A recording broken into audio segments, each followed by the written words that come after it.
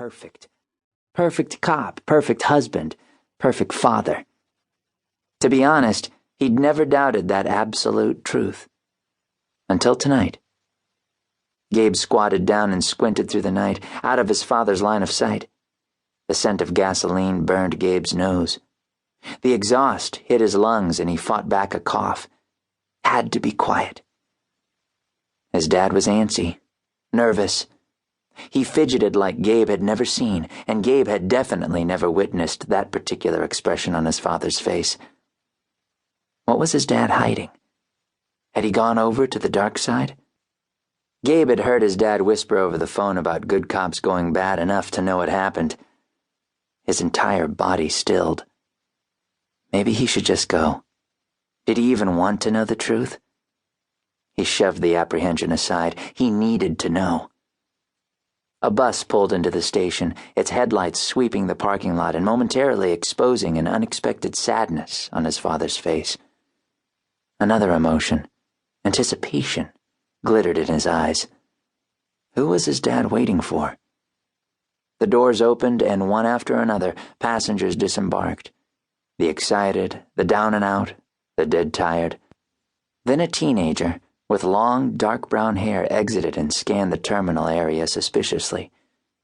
Patrick straightened, his entire body going on alert.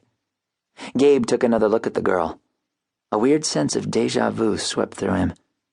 She looked familiar, but Gabe knew he'd never seen her before. She was gorgeous. And scared. She turned back to help the blonde girl behind her make it down the few stairs to the street. Ugly bruises marred the blonde's face, and each step made her grimace and hug her arms to her body, as if her ribs ached. Patrick Montgomery stepped out of the shadows and caught the girls' attentions. The relief on their faces obvious. Idiot. Here he'd been suspecting his father was up to no good, yet obviously this was police business. He'd kicked Gabe's butt for following him here. What if these teenagers were going into WITSEC or something? Maybe there was a U.S. Marshal around, too. Gabe shrank farther into the shadows. If he got out now, his dad would never know he'd followed. Mr. Montgomery? You really came? The tremulous whisper stopped Gabe. He turned back to see his father sweep the brunette into his arms for a crushing hug. Yes, honey. Patrick's voice broke. And it's Dad. Gabe stilled. No. It couldn't be. Her hair, her eyes, his father's eyes.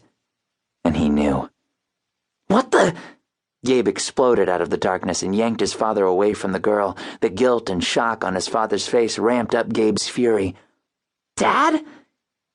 Is this some kind of sick joke? 'Cause I'm sure not laughing. Gabe, Patrick stopped and cursed. Yes, Whitney is my... Gabe punched his father hard, knuckles cracking against his father's chin. He pummeled his father's chest, Gabe's vision blurred, not with tears, but with fury. The man did nothing to defend himself. You bastard! How could you have cheated on Mom, on all of us? His so-called sister grabbed Gabe's arm with both hands and yanked him back. Look, I'm sorry I screwed up your perfect life, but this is a crisis.